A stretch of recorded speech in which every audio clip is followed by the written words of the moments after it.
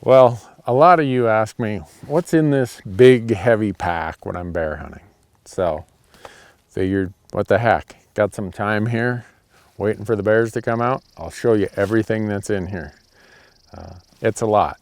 It's a lot more than you probably need, but for what we need for TV production and for the fact that I plan on shooting a bear every time I go out, even though that doesn't happen, I carry a lot of stuff here to process and take care of a bear. So I'll start and we'll see where it goes. In this FHF gear bino harness, I can't show you these because these are new Leupold prototype binoculars. Otherwise I'd show them to you. Predator call from Rocky Mountain Game Calls. Rocky Mountain Hunting Calls, I guess. Wind checker. Never go anywhere, especially in the mountains with thermals. Here, rangefinder. Leupold RX 1200 TBR. Don't know how many times I've relied on that to save the day. That's what I'm carrying on my body. And then this pack, the pack you see me using here, is a Mystery Ranch Generation 2 Metcalf. And I'm just going to start pulling stuff out of there and telling you what it is. So you've seen this tripod that I've had attached to the side of it. Carry this tripod. I've got multiple adapters, plates, so that I can slide a spotter in there. I can slide a big camera in there. I can slide big binoculars in there, whatever it takes. You see me wearing or using trekking poles. These are the leaky or lecky, whatever you want to call them, cork lights. I use them everywhere, absolutely everywhere. You usually see this GPS hanging off my belt here. It's a Garmin Montana 600. And in the back here, I have an Onyx Maps Montana surface chip.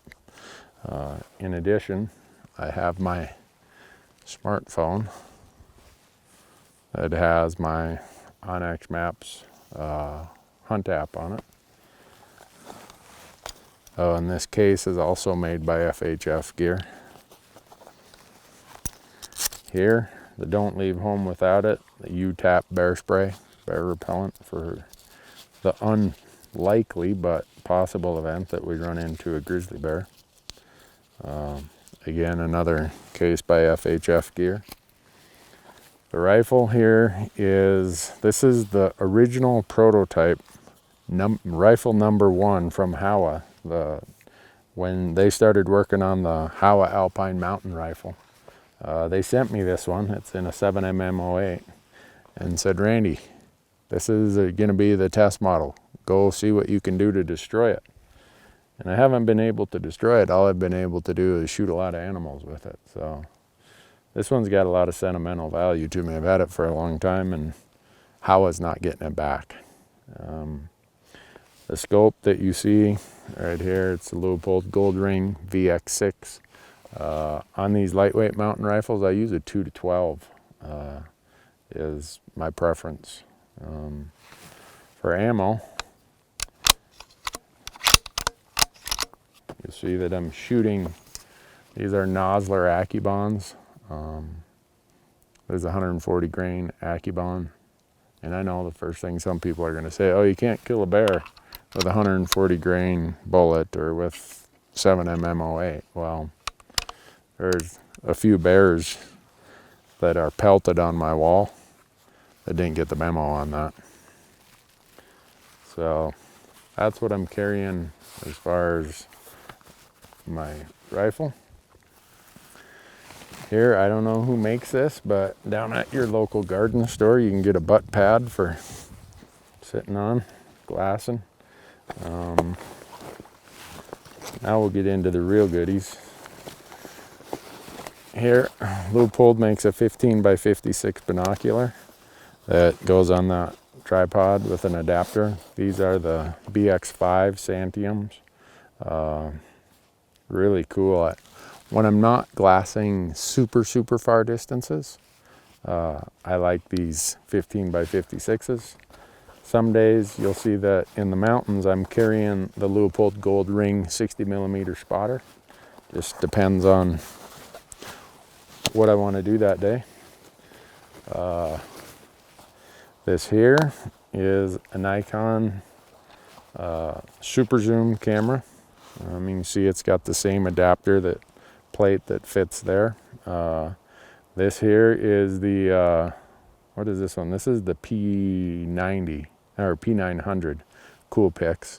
As you can see, it's got 83 power zoom. It will get out there. You've seen a lot of footage in the show actually shot with this camera from long distances. Rain gear. This is the Sitka Stormfront rain gear. Bomb proof. Got pit zips. Love it. Got a great hood. Breathable, but yet super durable. I've used this on terrible abusive situations up in Alaska. Comes back like brand new. Puffy coat in the mountains. You never know when you're going to get cold. This is the Calvin Light version from Sitka. Game bags. If you've seen any of our gutless videos, you know that I use the game bags from Caribou Gear game bag company. This one here is a lightweight one. If I bone out a bear, I can get it out with that pack of bags. And then Mystery Ranch makes these really cool, whatever you want to call them. They're just extra bags that you can throw stuff in. And I carry way more stuff than you probably need. Here I've got, you're not going to want to carry everything I do probably. A little bit of electrician's tape, a little bit of parachute cord. Just never know when you're going to need it or what you're going to need it for. In here is a little spare game bag for camp meat and such. And here I have a Gerber Gator Premium with a gut hook.